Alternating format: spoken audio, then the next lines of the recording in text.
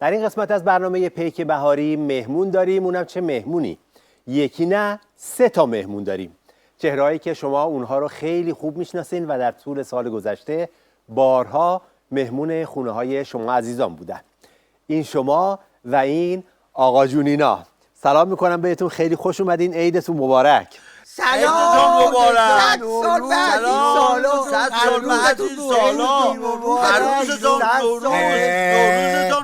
بچه‌ها چه خبرتونه؟ تک تک عید مبارکی کنید. آقای مجری متوجه بشه کی داره حرف میزنه. اشکالی نداره آقا جون، بذار حرف بزنن. همه ما به شلوغ بازیای اسی و خسرو عادت داریم، اشکالی نداره، خیلی هم اتفاقا خوبه. اول بزرگترا آقا جون شما بفرمایید. عید شما مبارک، قربون قلبای مهربونتون برم که همیشه برای ما برق داره. آقا سفتر گفتید برق، یاد قبض برق افتادم. قبض رو پرداخت کردید؟ یهو دیدید تا 13 بادر اومدم برقمون رو قطع کردن ها. یادش بخیر بچه که بودم از تاریکی میترسیدم، الان که قبض برق میاد از روشنایی میترسم. ای بابا قبض برق رو ول کن اسی جون. برق چراغ قلب بینندگان عزیز کجا؟ برق فکستنی خونه ما کجا؟ بگذاریم آقای مجری. آقا جون بگذاریم از این، همطور که خودت هم گفتی. روز اول عیدتون چطور بود؟ چه جوری گذشت؟ از روز اول عید برامون بگو. والا هنوز تنگ تکلیف نشده. امروز تا حالا 5 جا رفتیم عید دیدنی، 4 سری هم مهمون داشتیم. به عبارتی تا این ساعت 5-4 جلوییم. اگه تا 12 خوب دفاع کنیم روز اولو برنده تموم میکنیم. برنده تموم کنیم؟ میتونی یه ذره بیشتر توضیح بدی منظور چیه؟ اسی واسه آقای مجری معنی کن. امید خان، یکی از ایرادات عید دیدنی اینه که به صورت رفت و برگشت انجام میشه. البته بهتر بود مثل بازی‌های جام حذفی به صورت تک حذفی برگزار میشد و خونه هر کی میرفتی دیگه اون نمیومد خونتون. حالا فهمیدم اسی چی داری میگی. خیلی خوب باشه، حالا بفرمایید دهنتون رو شیرین کنین. خسرو از اولی که نشستیم تو اصلا هیچی نخوردی، چقدر خجالتی هستی تو. آقا جون فکر نمی‌کردم خسرو اینقدر دیگه خجالتی باشه. اختیار دارین، اتفاقا همه همینو میگن. قربان اون مرامت آقا جان، فکر نمی‌کردم یه بار ازم تعریف بکنی. پسر بذار حرفم تموم شه. امید خان، قبل اینکه بیایم اینجا رفته بودیم عید دیدنی. همه داشتن مثل شما از خسرو تعریف میکردن که عجب پسر مؤدبی و فلان. همه چی داشت خوب پیش میرفت که موقع رفتن پستوها تو پاچش ریخت کف زمین. پسر سر به هوا نه آبرو برامون گذاشت نه تونست پسته با خودش بیاره. من آبرو نذاشتم؟ آره. امید خان، همین صبح که رفته بودیم عید دیدنی همه پسته هاشون در بسته بود. یهو آقا جان عجیب کتش یه چکش در آورد، نشست کف زمین، همه رو شکون. بزرگوار همیشه مدیریت بحرانش زبانزد خاص و عامه. خب اسی جان تو بگو الان وضعیت صعود دلار و سقوط ریال چجوریه؟ چه تأثیر رو زندگی ملت گذاشته؟ حالا مطابق آخرین خبرایی که ما داریم مسئولین نظام با آقازاده‌هاشون تماس گرفتن. اونا گفتن خوشبختانه سقوط ریال هیچ تأثیری روی زندگیشون تو آمریکا و کانادا و سوئیس اینا نداشته. قربان این که میگن مسئولین نظام درک درستی از وضعیت کشور ندارن درک نمی کنم. به نظرم همین که بچه هاشون میفرستن خارج یعنی درک درستی از وضعیت دارن. خب آقا جون شما برنامه‌تون برای سال جدید چی است؟ والا باید ببینیم برنامه سال جدید واسه من چیه. ایشالله که خیره. اگه همگی با هم همت کنیم همین امسال ریشی یانخونده رو میکنیم. زنده باد، بارکالله.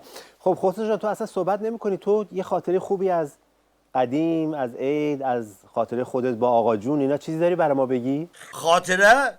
راستش خاطره هم با آقا جون که همشون خوبه، خیر سرم.